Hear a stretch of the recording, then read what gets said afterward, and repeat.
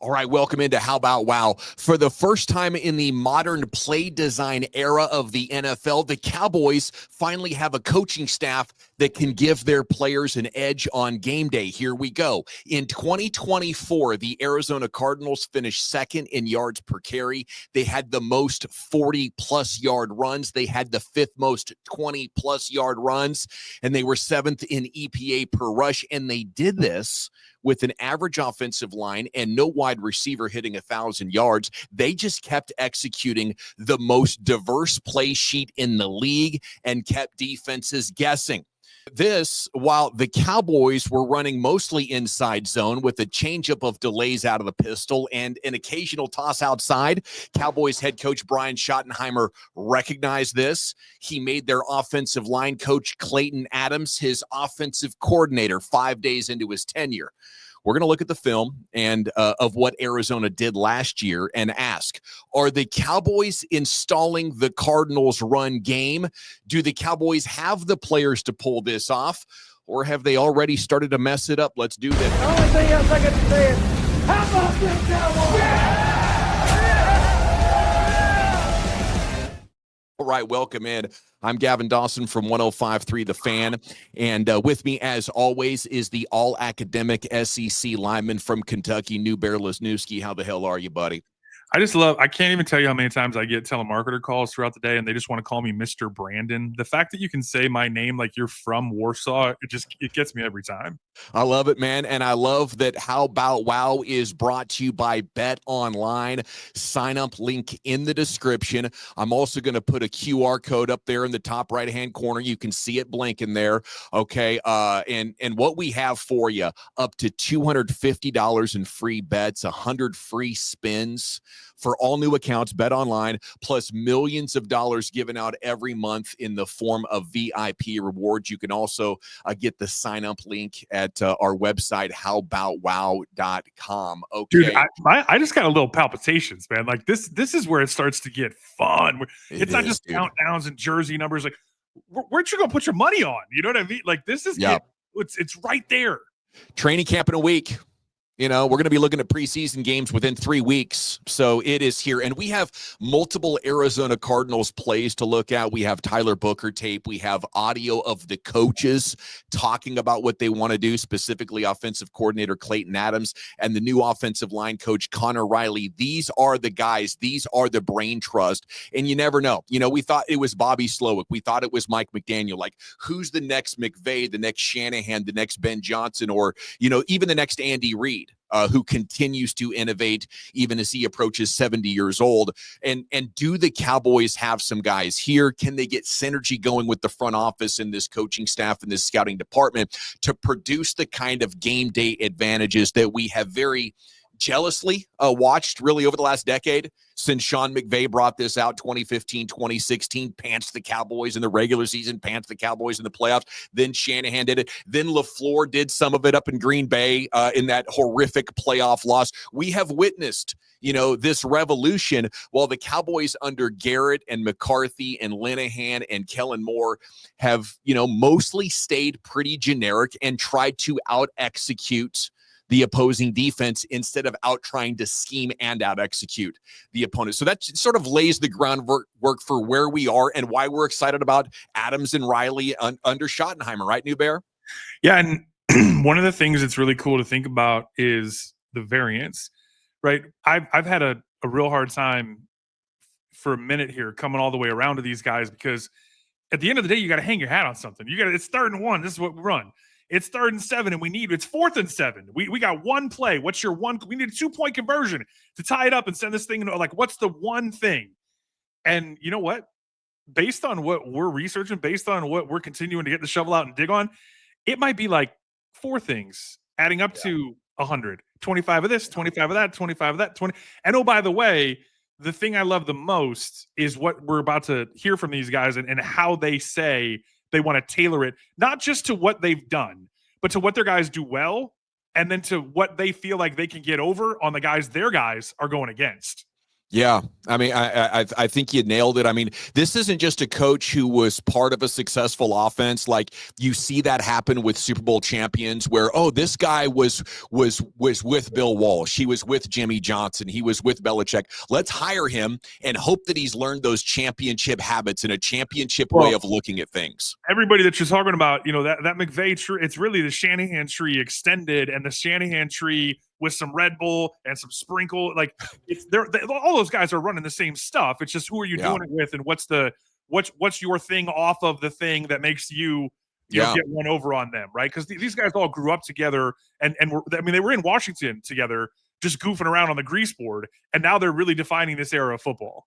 An incredible group of guys, and if you're watching them do what they do, it kind of gives me the feeling that unless you have Mahomes and Andy Reid in Kansas City, like these are the guys that are really attacking, trying to win every day and trying to harvest an advantage through their film work and their preparation. The rest of the league is kind of depending on what they've learned over their decades in the world of football and trying to make that work in 2025. And it's rare that it can, Maybe Kellen Moore and the Eagles ran a pretty generic offense, but that's because they literally had the best of everything. Well, and one of the things we're going to get into a little bit in this podcast is that sometimes simplicity can be shocking. Sometimes when you have so many motions, think about Kirk Cousins going to Atlanta last year. If you watch the quarterback, the new season of quarterback on Netflix, and when they played Pittsburgh, there was this terrible, no good, very bad way they lost a game where he's trying to call a play and he's saying two motions for the F back. And it's like F flow and then F blast, and there just isn't enough time to do it. And the ball ends up hitting him in the leg as he's coming in motion, across the formation into the gun, and they fumble, and TJ Watt grabs it, and they lose the game. And so sometimes trying to be cute is too cute. Sometimes trying to be cool is too cool for school, and you end up shooting yourself in the foot. One of the things I love about these two guys is you're talking about a former walk-on, and you're also talking about guys who have coached at places where they've had to do more with less, and there was no way around that. When you talk about recruiting Cooper Beebe at North Dakota State and then getting the upgrade to Kansas State and being able to steal him, not just as a bigger school, a better place to develop a player, but as a defensive lineman who's got great athleticism that you turn into an offensive lineman, right? And then at the same time, you're recruiting JUCO. You're recruiting sometimes no star, but surely 3 and 2 and on down the different rivals or ESPN composite rankings. That's what he did at Kansas State. And Adams, with an average offensive line leading the NFL in several rushing categories, this is the game, right? It's taking the idea from college that we can't just depend on better athletes. We better come up with something, and that's how an average offensive line can have the second most yards per carry. Well, and that's one of the things we talked about just the other day was, Cowboys were excited because they've got 3 first-round draft picks. Arizona was doing all this with 3 undrafted guys. I think they have just the 1 first-round pedigree guy. And when you watch these guys, the guys who are pulling, the guys who are really affecting change at the second level, it's not just sealing edges and out scheming people, but making plays in space. But giving a guy like John Connor, who's everybody's All-American, but he's also a try-hard guy, and he's more try-hard guy than he is everybody's All-American. And you get into some of this stuff, and you'll see on the tape we're going to play today, and we talked about maybe this even becomes a second or a third show as you go into the different levels, that there's times where he's running 15, 17 before he even gets touched. Sometimes he steps out of bounds, he doesn't get touched at all. Yeah, you're right, man. And that's what it's all about, like the yards before contact. Can you lead the NFL in that? I think you got to have a good line and you got to have a good scheme. And we're going to hear from Clayton Adams here in just a second. This, to me, is the guy Arizona should have promoted in order to keep the Cowboys took him. They're going to go with really a walk-around coach in John Gannon and a glorified QB coach in Drew Petzing.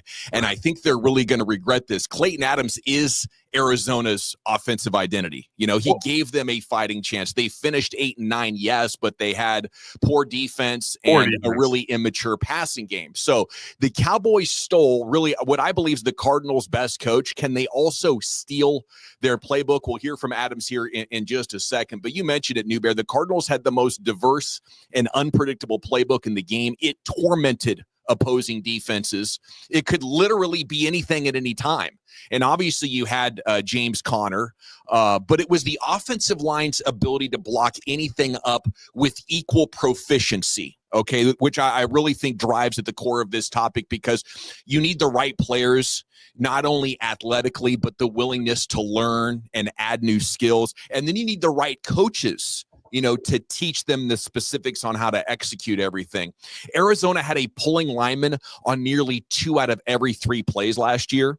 They ran counters over 3 times more than any typical team. And I think that's very important play specifically to look at here for 2025 for the Cowboys. They could go outside zone, gap power, counter, then trap, and then inside zone, all in the same series. And the defense's heads are swimming here, right? To the point that when they do run something basic, the defense is thrown off by basic stuff. Yeah. Like, what was that? Things went static, and I paused for a half second, and that half second's devastating. That's how you get Connor untouched 18 yards. First touch is, pushing him out of bounds. So let's jump into this and to begin our investigation here on how Bout Wow, we're going to share screen. We're going to come over here to Clayton Adams. Look at that beard. Look at that fresh fade. So intense. Right. He was on. This is day 3 of the draft show, which is done by DallasCowboys.com and 105.3 The Fan. And Nick Harris of the Star Telegram was in there. Just an incredible. And you should subscribe to the Cowboys YouTube if you haven't already. But here our guy Zach Wolchuk from the G-Bag Nation. I work with him every day, 2 to 7. Asked him about the diversity they played with in Arizona, and specifically if the Cowboys' first-round pick can handle it. Here we go. OC Clayton Adams with us here. One of the things we were pumped about is the variance in which you run the football. And coming from Arizona, teams didn't know what the heck you were going to do to them. Is it pin and pull? Is it outside zone? Is it inside zone? What's kind of the vision you have for this rushing attack, and how does Tyler Booker help that? Well, I think again, first and foremost is you got to do what the guys do well. Yeah. And, when I was in Indy in 2021 and we ran the ball well that year, it was mostly outside zone. We went into our first year in Arizona saying, okay, we're going to force the issue here and be an outside zone team. And that wasn't really what fit our players and James, our tailback, the best. And so we had to pivot and figure out, what do we do well? Oh, okay. Well, our center is a really good puller. Let's figure out a way to do more of these things. So I think that you go into the situation here saying, all right, what fits our play action game the best? And can our players do it? And if they're struggling with it, can we improve, or do we need to pivot? And I think that that's, the recipe for any organization or team or anything that you're trying to have collective success, is you have to figure out, what does the pieces that you have, what do they do best, and then put them in those situations consistently. So this is just brilliant, a question asking from Wolchuk, obviously. Immediately after the draft pick of Tyler Booker, the first question was, hey, what they did in Arizona, Tyler Booker can't run outside zone. He can't do pin and pull, right? You get him in space, it's going to get ugly. You keep him in a phone booth as a sumo guy, and he's going to body slam people, right? So how does that all get reconciled? And to hear Clayton Adams talk about, hey, going from Indy to Arizona, we had an adjustment to make. I think coaching in today's NFL is all about adaptability. And can you recognize the traits on your players that are going to give them an advantage in certain plays? And then building an offense around that, right? Instead of, well, this is what I do. I'm a pin and pull guy. I'm an outside zone guy. We got to do this because I coach it so damn well. Look at me. Look at the brain on this guy. And if you do that in today's NFL, you're screwed because of how the salary cap works. Your roster's always going to be changing. The best offensive line Dak ever had was in 2016, his rookie year, and Doug Free and Ron Leary retired immediately afterwards, or moved on immediately afterwards. So, that's the positive way of looking at it, Newbear. The negative would be, why did the Cowboys bring in Clayton Adams and then draft Booker?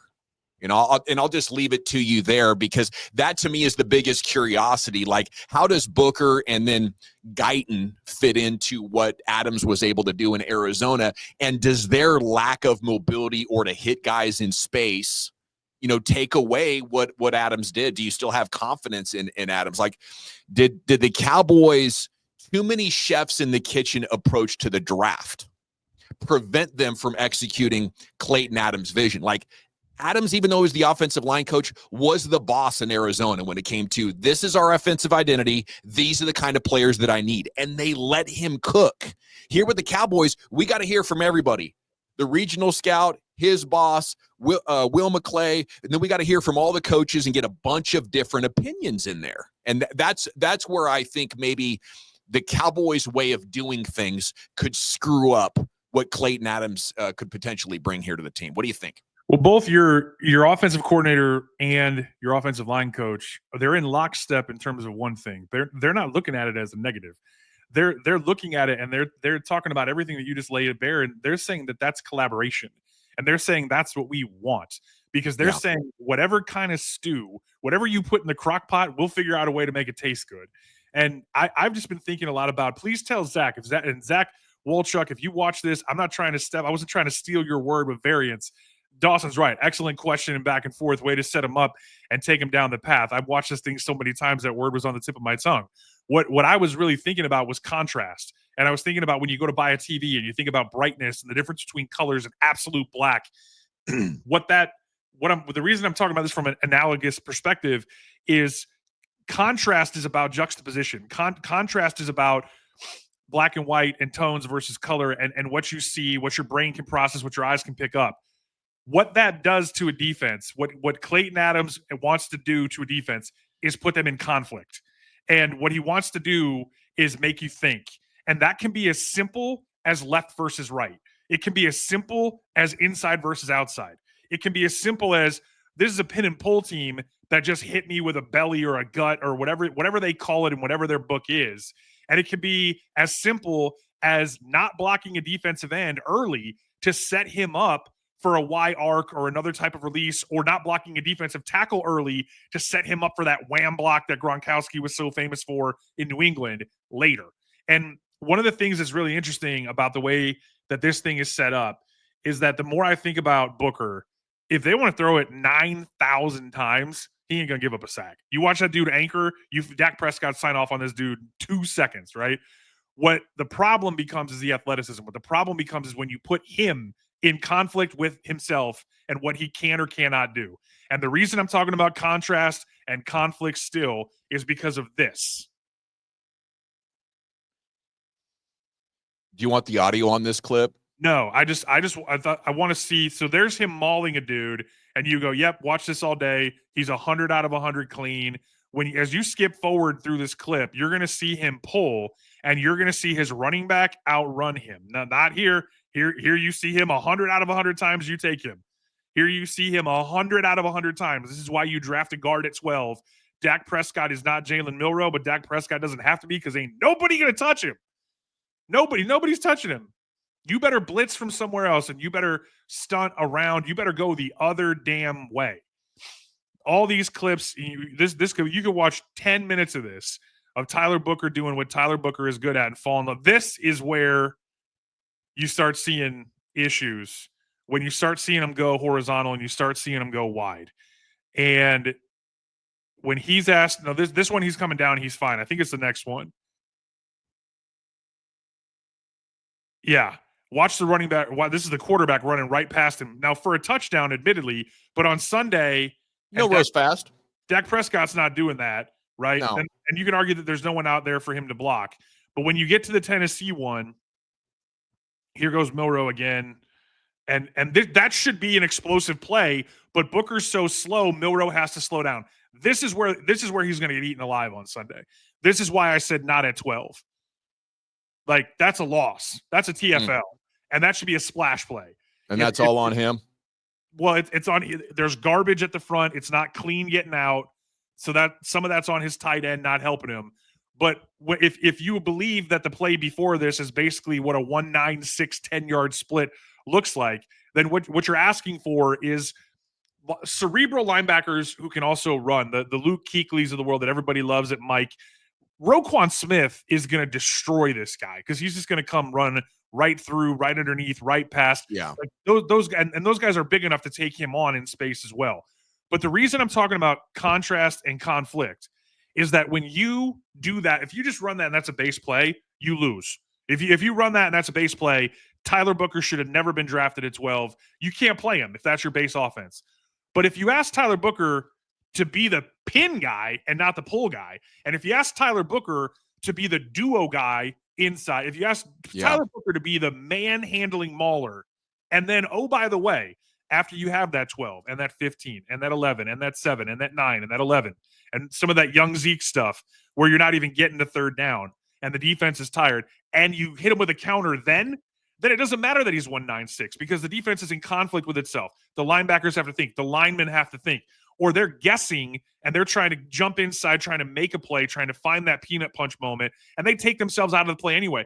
We're going to show a play here as we go through this where it's not just like Nick Bosa where we're watching him. Insert anybody. Put Max Crosby, put Micah Parsons there.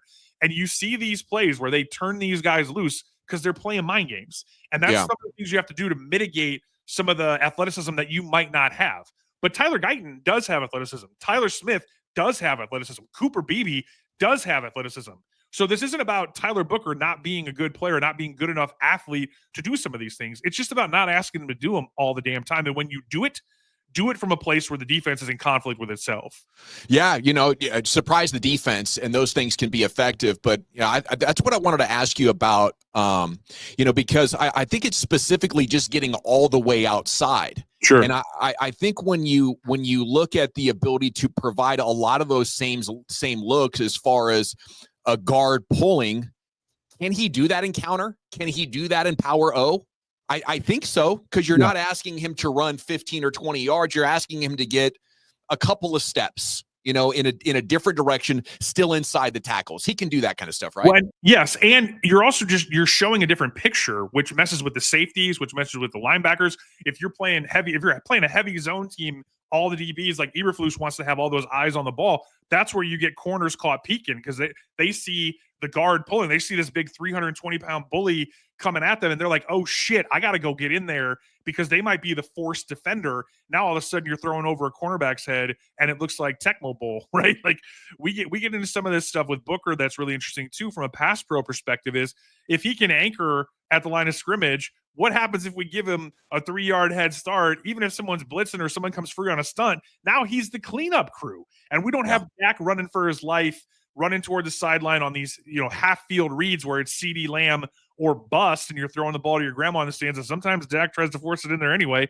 and it turns into an interception, right? You're allowing Dak to roll into what looks like a half-field read, but then do some of the wasp stuff that like Detroit likes to do with Sam Laporta, where they'll send him on a post, and that post becomes a corner all the way back to the other side, and Goff's throwing it up over everybody's head because Jake Ferguson can be that guy. All right, it is How About Wow here. I have more Clayton Adams audio. They asked him about his philosophy with the run game in general. It's just awesome to hear him, talk about how important he believes the run game is. Okay, if you're excited about the football season like we are, and you do like some extracurricular activity with your season, our Bet Online QR code is up there in the right-hand corner. You can just scan that, and it'll set you up with the sign-up bonuses that they have provided you with. Okay, salute to Bet Online.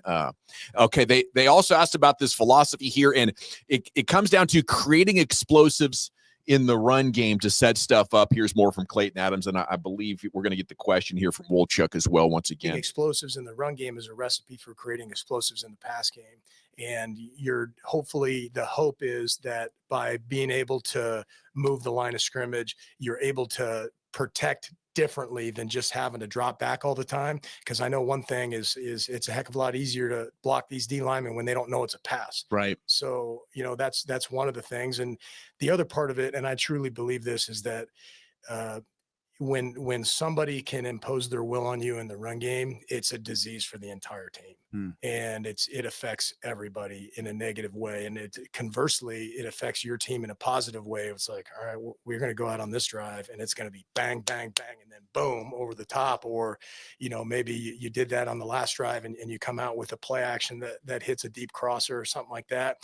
I just think it's a recipe for disaster if you can't run it and they can run it on you. That has been the Cowboys' problem for the last 5 years, especially in big games. I mean, the regular season has insulated us from that reality, but once you get against good defenses and good running games in January, it got ugly in a hurry.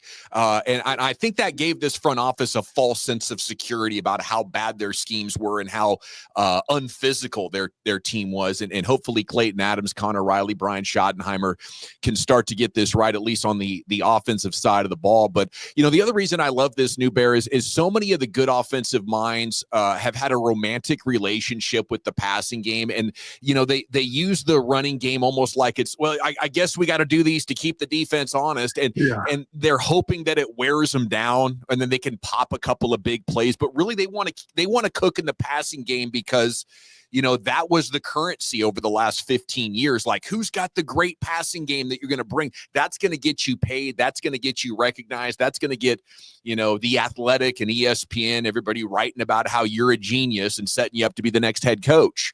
Well, I think it's evolved, and now it's the guys who sort of have this fascination with creating an advantage in the run game that are making things easy for the pass game. Like, if you want to focus on your pass game so much and feel like, well, here's where the big chunk plays are, we got to focus on the passing game. They're going to key on that. And now defenses are so fast and sophisticated and playing these cover 2 shells, they can even slow down Patrick Mahomes. They can keep Burrow out of the playoffs, even with Higgins and Chase. Like, that passing game is incredible, but they can mitigate it with coverage.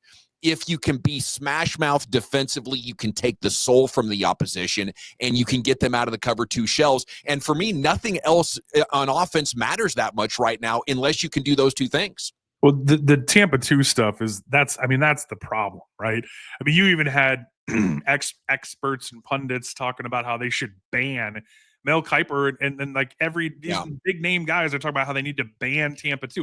No, you need to run the damn ball. You have to get teams out of it. Like the Legion of Boom and some of these other, overtime, you look at like the Bears 46, like pick some of your favorite Doomsday, the different things that Landry did over time and the way that he changed, right, over time based on personnel, based on how the game evolved around him. The most fascinating thing is that if you're going to play with 2 high safeties and still be able to stop the run is actually probably more of a disease, to use coach's word, and more demoralizing than being able to just get home with 4 pass rushers in a passing situation.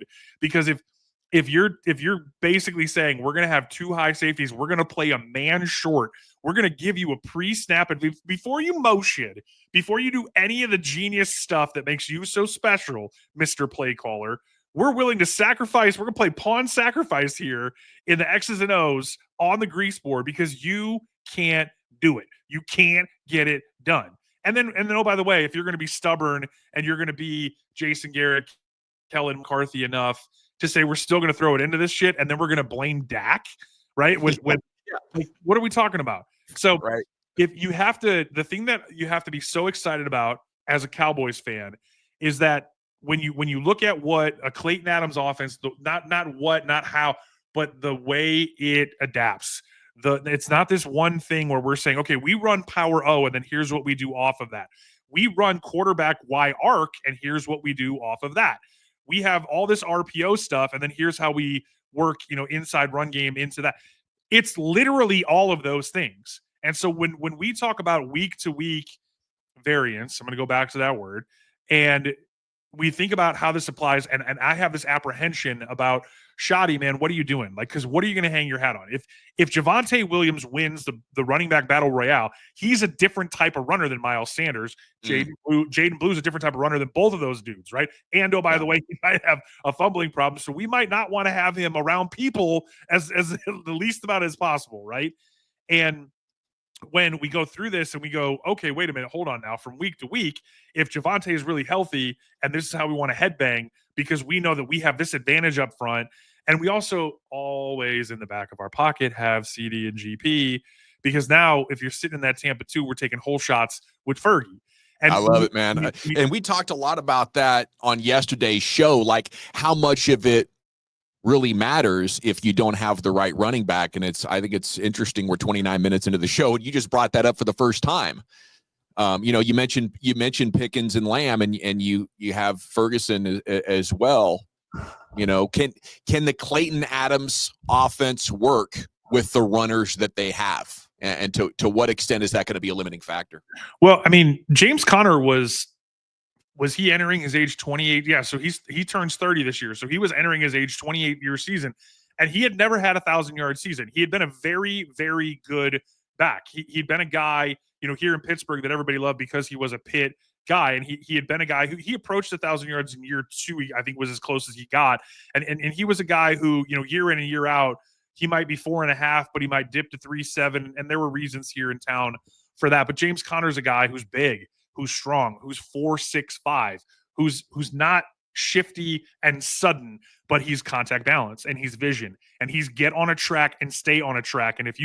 And when you watch him run in Arizona, when you think, how does a guy go, you know, 4.5 yards a carry, go 5 yards a carry? How do they go as a team 5 yards a carry? It's not just Kyler Murray masking stuff and all this like, oh, well, the quarterback's running for 9 yards a carry. It's the Lamar Jackson effect. They put James Conner in a position to be the best version of himself. And that's what you hear these two talk about over and over again. And so what does that mean? If James Conner is a guy who doesn't run 22 miles an hour, well, how do you put him in a position where he's running 18.5, 19, 19.5? If he doesn't have that next gear, how do you put him into a position where he's at his max speed in space with 3 undrafted free agents, and he's not getting touched until he's 8, 10, 12, 15 yards down the field?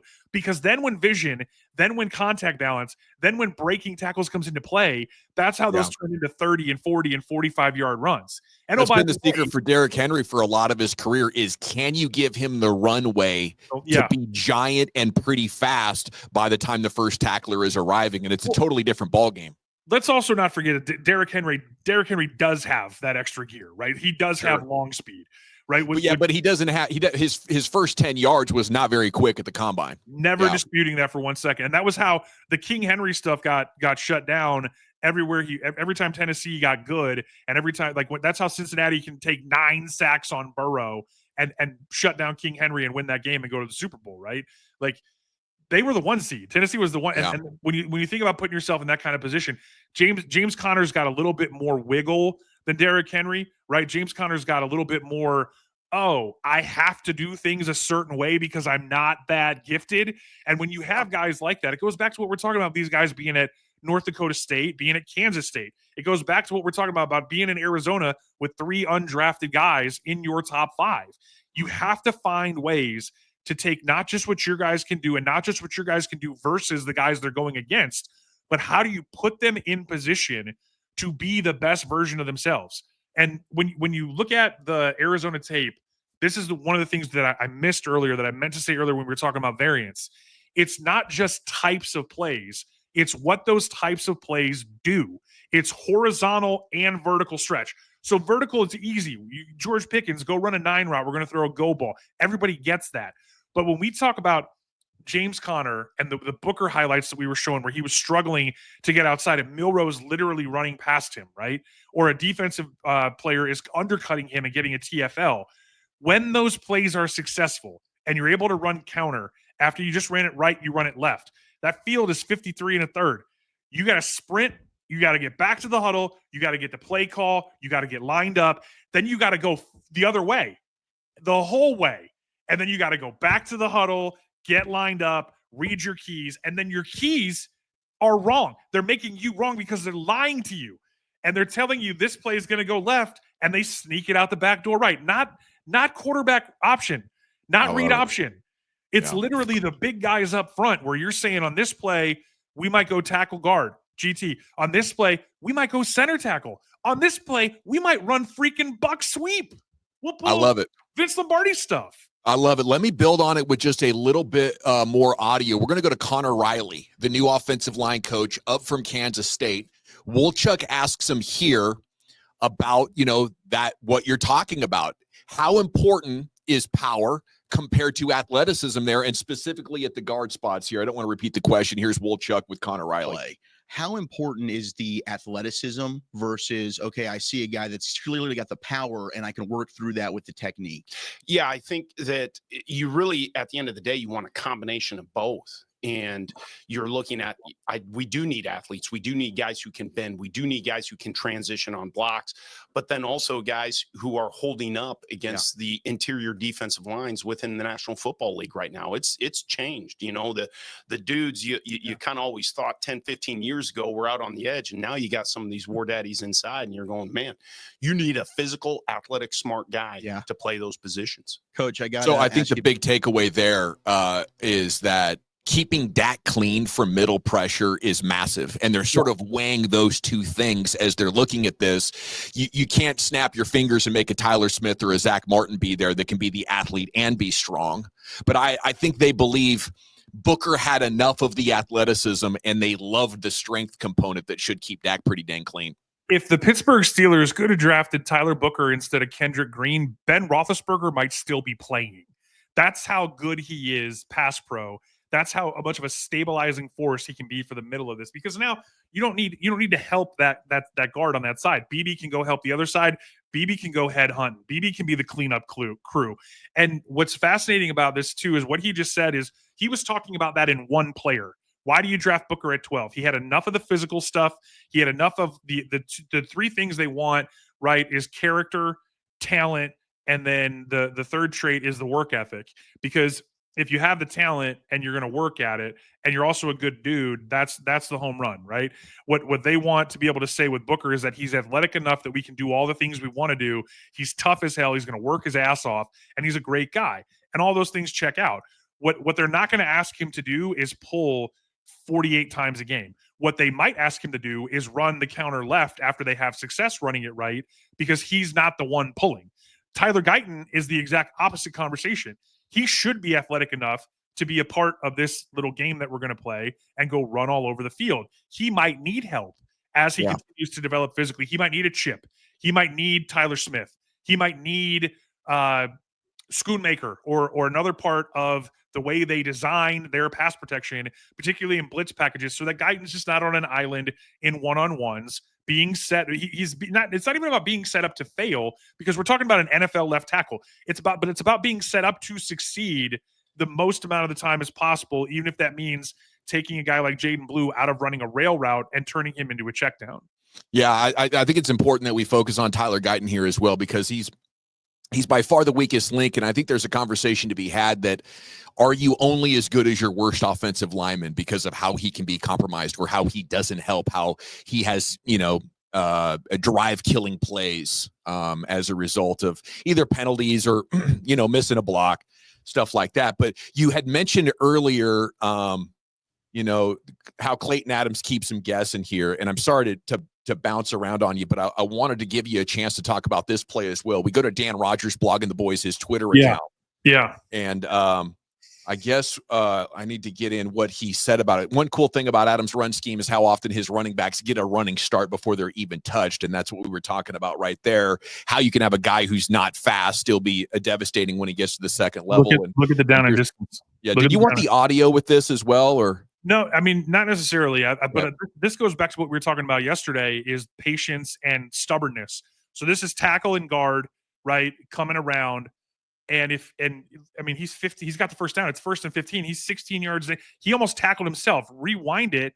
Go back to the start of that play. And I think it's about 33 seconds, and pause it. Right at the beginning of the play, because this is where this is fascinating. And this is what I want to know. This is a specific example. And you're like, how patient and how stubborn can you be? Right. That was our debate yesterday.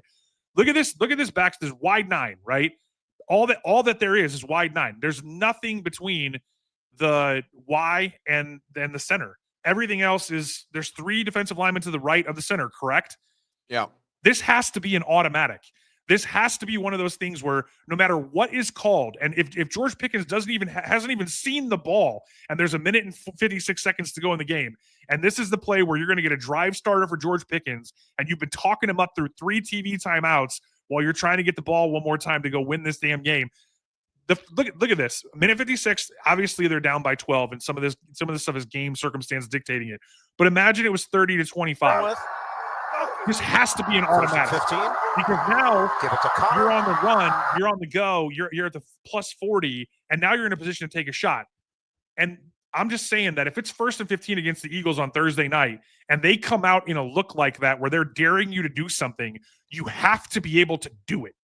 And if you get hit by the turf monster and you trip up and you only get 7 or 8 on that, you have to be alert for it when they show it to you again. Because Philly is one of those teams that loves to mess with the offensive line by alignment. And sometimes that means they're going to make mistakes. When they do, you got to be ready to pop one right up their ass. You do, man. They're going to dare you, because they're so worried about the big play, and they think, well, if they run it here, then it's at least not going to be a scoring play, right? So let's dare them to run and see if they keep running and see if they can make all these first downs and not get hit by a turf monster or not drop the ball.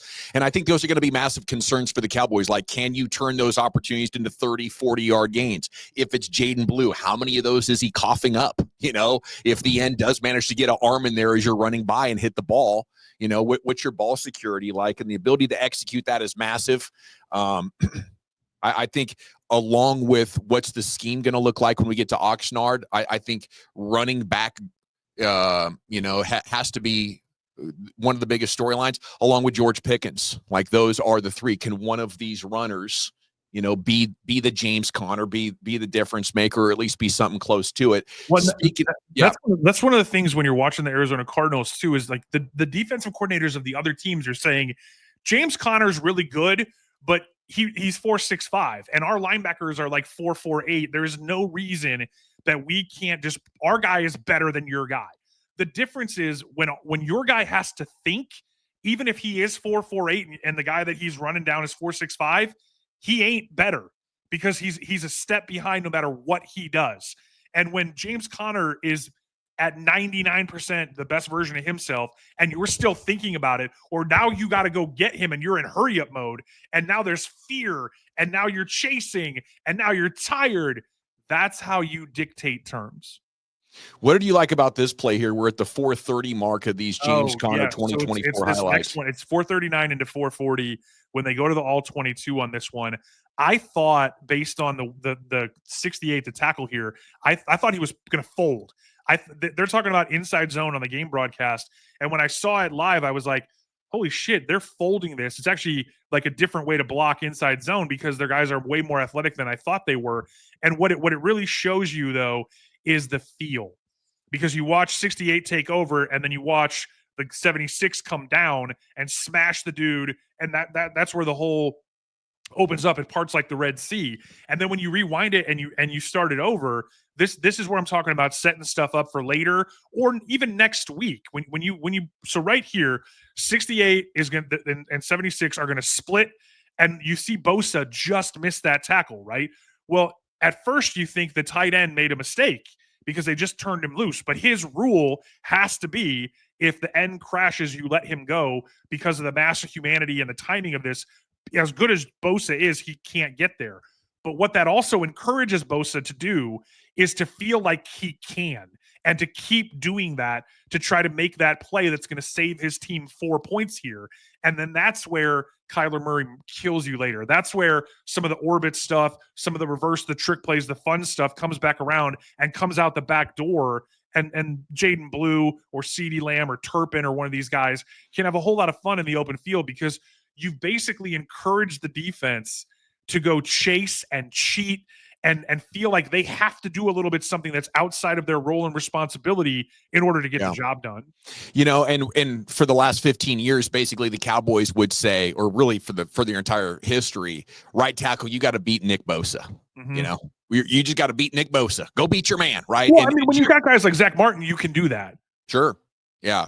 And when they had Doug Free and Ron Leary right tackle, left guard, and you had Tyron Smith at his prime, Travis Frederick center, it wasn't fair, and if you wanted to continue to play that way, I was screaming at the top of my lungs once Travis Frederick got sick and Tyron Smith started to get hurt. You got to start hammering top 10 picks at this. Yeah. You got to trade up and find elite offensive linemen if you want to run this basic. The Niners have had a top 5 running game for most of Kyle Shanahan, and only part of that was with Christian McCaffrey, and average offensive lines. Once you add McCaffrey, now all of a sudden our running game is unstoppable, so there's no shortcuts to this type of deal. You need great coaches and you need at least good offensive linemen and a good running back, but this is doable without blue chip prospects across the board. That's how the Eagles chose to approach it.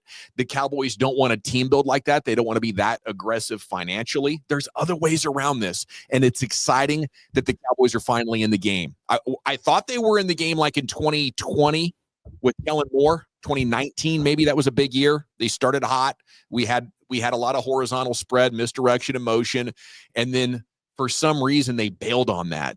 and that leaves me a curiosity, like, did they not believe that Dak's the right quarterback for that level of motion and misdirection and play action? Or, was that just, a coaching and organizational mistake? I wanted to jump down in this video a little bit farther here, Newbear, and ask you what you like here about this play that I'm about to run. Is this 1040 or so? 1040. Yeah, I should be getting there any second now. Here we go. So the reason that I love this as it's playing is because they're running this right, and again, and I'm from Chicago. I watched this game. I hated this game because this 7-6 game turns into like a 21-6 game because they're running this right now. They've been running it left, like coming into the game and early in this game they hit one left, and now they come back and they run it right, and it's just like it's so frustrating because the linebackers are taught tendencies. And they're saying in this formation with this personnel, they run this play 72% of the time to the left. And then they run it left and they hit it for, 7-8 yards. And now you're thinking, shit, when I see this, it's coming left. So this is obviously the offense is right. I'm talking about this from the offense's perspective, right? The offense runs it left, which would be to the defense's right.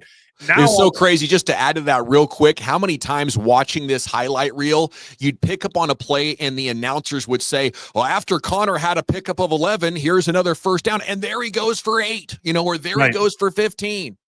What's so great about these cut-ups is inside of the same game, inside of the same sequence of plays, you see the horizontal and vertical stretch. You see inside and outside run. You see pin and pull. You see zone.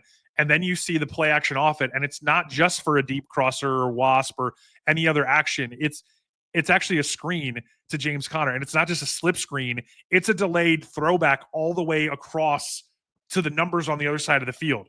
And the way that they do things is so acute relative to down and distance and the percentages and breaking those percentages and giving them something. Like I said, if it's 3 out of 4 to the right, then that linebacker is keyed up. I'm cheating and I'm going right. And then when you hit him back left, now he's got to think, well, I've been taught all week that 3 out of 4 times I'm right, even if I guess I'm right if I go this way. Now you might be wrong every time because you just don't know.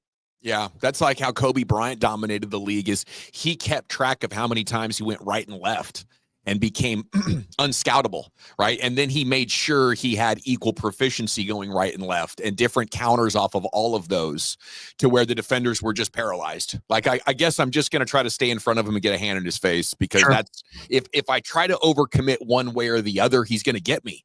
And once you take that aggressiveness off a defender, you got him. Yeah. Obviously that spelled a lot of championships, but I think that's exactly what we're talking about right here and why we're excited. So let's drill down a little bit more here on what you think, Newbear, of the entire group of offensive linemen. We did quite a bit on Tyler Booker there. We talked about his strengths, about his weaknesses. And I think, if they want to run the pin and pull, or if they do want to go outside zone, they just need to do that very limited, right? So exactly what you were talking about right there. The defense doesn't see it coming, and all of a sudden we think Tyler Smith could be good at it, though, right? What's that? We think Tyler Smith could be good at it. So that's elite. That's what I'm saying is like it's not that you can't run pin and pull. It's that can't be when you run 23%. If pin and pull is 23% and inside zone is 23% and outside zone and Y arc, whatever the breakdown is.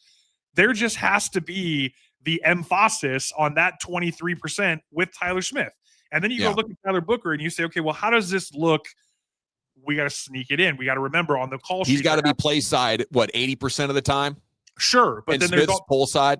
But we gotta have that reminder when you see the McDonald's, when you see the Waffle House call sheet, there's got to be a hot pink one that says run counter with Booker, because you have to show that. If you never show it, then the defense doesn't have to prep for it. The defense doesn't have to account for it. I mean, how much better do you think he's going to be at counter, though? Because I think counter's within his skill set. I think it's getting outside of the tackle and pin and pull, really, that Booker's lack of foot speed is going to be a problem. But are you saying counter's going to be an issue as well? I'm saying 196 scares the shit out of me. I'm like, that's closer to 2 full seconds than it is the 19. And you heard in the clip that we played earlier is like the guy saying his 19, 10. It's really more like a 2.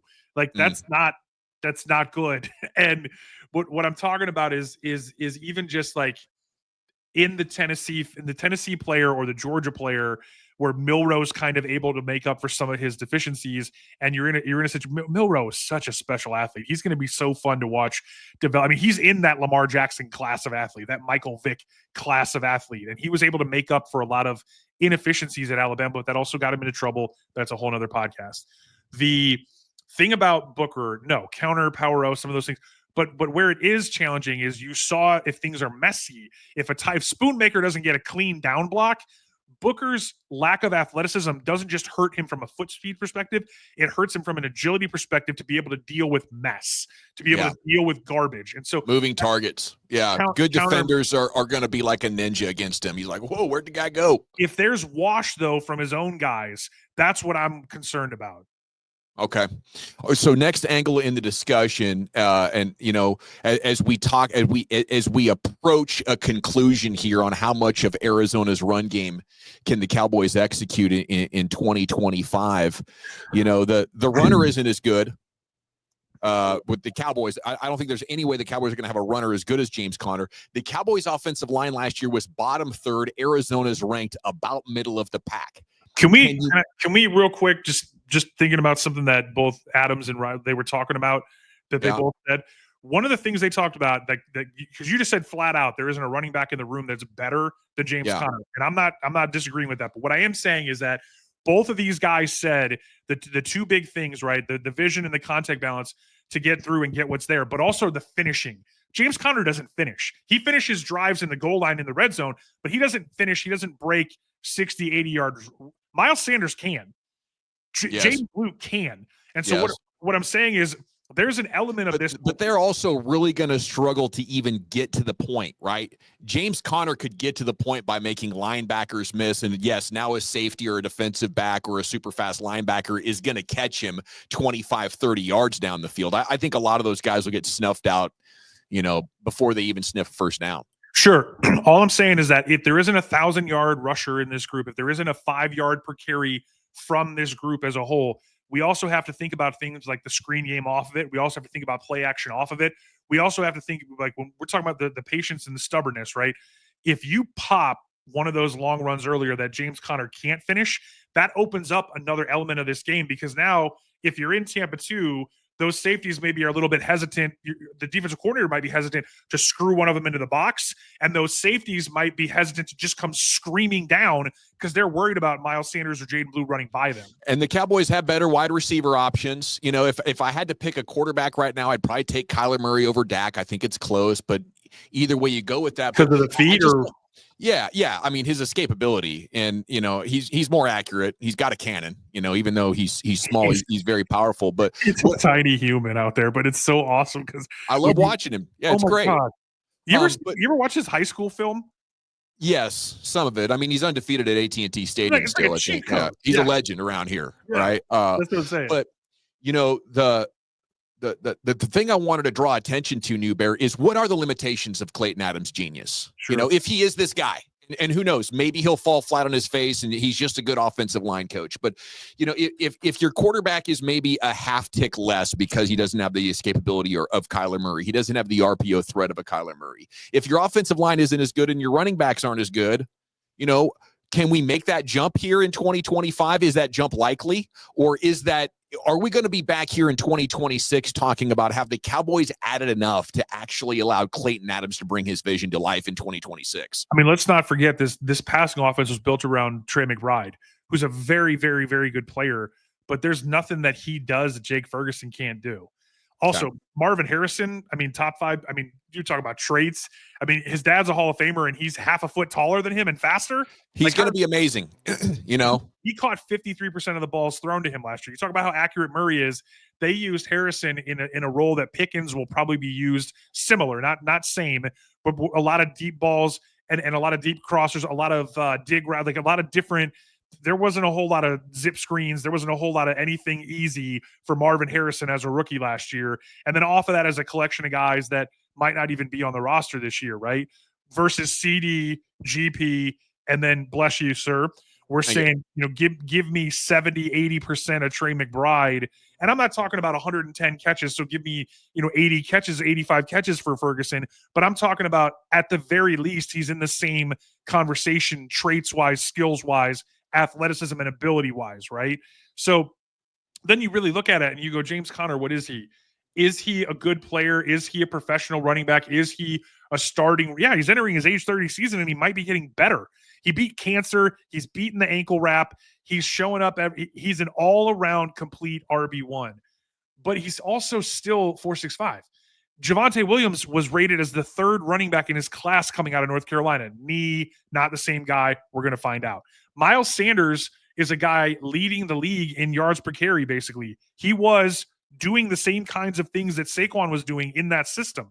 So you go, well, here's a guy, maybe he's not Saquon, he's not that level, but if he's a 1,000-yard rusher in his own right and he's healthy, he's 4.49. Why can't he replicate this behind these big uglies? And then Jaden Blue gives you that little extra, that little something that, quite frankly, Arizona didn't have. And James Conner is never going to approach. So I don't know. I'm looking at this thing going, we want to be realistic, right? Before you're even talking about cynicism and negativity, just break it down. Like James Conner's 6'1", 230, 4.65. He's Phil Maffa, and he's been a 2,000-yard seasons in a row, and they're right behind the Eagles for yards per carry. Like, why are we? Are you giving James Conner's credit kind of to the scheme? Well, scheme, and then his ability to play to the scheme, right? So it's like Javonte Williams isn't as good as James Conner, but can Javonte Williams play to the scheme the way James Conner plays to the scheme?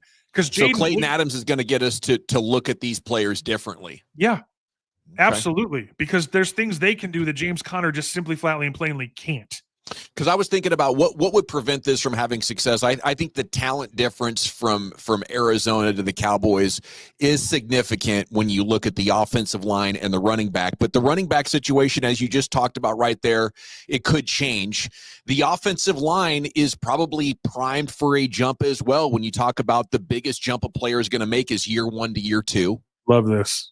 And that's got to be Tyler Guyton. Cooper Beebe had a pretty good rookie year. I think he's going to be a good but not great center. But you talk about how he fits in this scheme. He's been working with Connor Riley at Kansas State. Like, he is an athlete that's going to get out and be physical and hit moving targets. And we know Tyler Smith's elite. We know Terrence Steele is really good in the run game. And I don't think there's any of the schemes that Clayton Adams ran last year that Terrence Steele can't do at least above average. And the pass game's a different story, but can you run the ball 50% of the time? And if so, like you heard Clayton Adams talk about, there's 2 ways to protect your quarterback. Number 1, with great protection, great blocking, but number 2, by running the ball incredibly well. Absolutely. And if you get those things going, then there's no reason this team shouldn't run the ball at least 48% of the time. All right, so let me give you a couple of things, right? So Arizona Cardinals center Froholt, right? Yeah. Undrafted, 6'5", 306, 31 1/4 inch arm, 9 3/4 inch hands, right? Cooper Beebe, 6'3", 320, 31 1/2 inch arms, 9. So Froholt's 2 inches taller, and everything else is basically the same. This is the same type of thing, that you go when you were doing the Maffa and Connor stuff, right? Froholt ran 5'2" with a 1.83 split, 27 1/2 inch vert.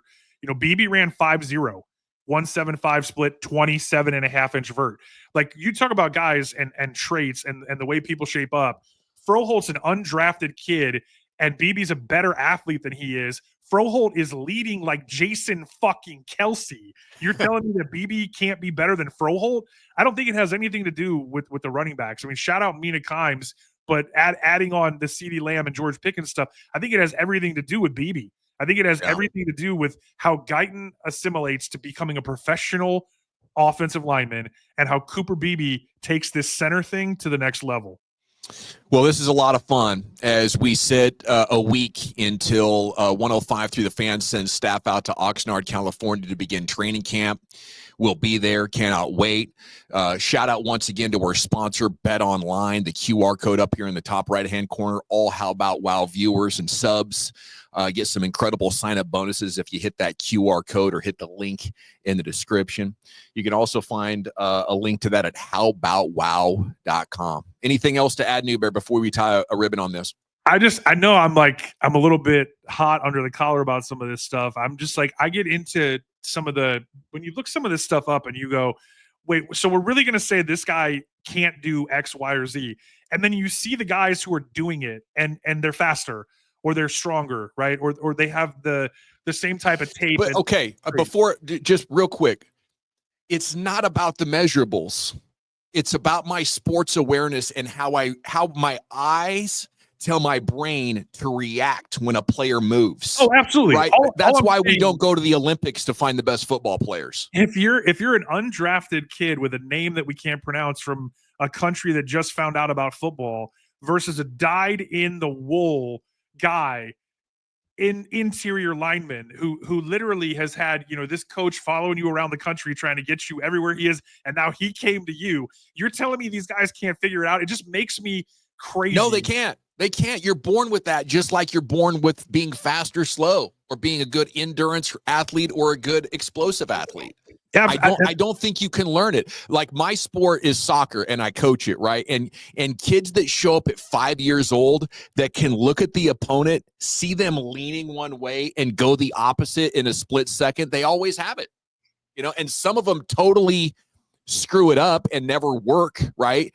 And the kids that do work, will eventually be better than them at age 14 or 15, but those kids ain't going D1. The kid with the vision and the instincts at 5 years old could have, and he can get outworked, but those tryhards, they're not difference makers at the top of the heap. When your best players are your hardest workers, I think Yes. that's when things go to the next level, right? Yeah. And when we talk about Tyler Smith.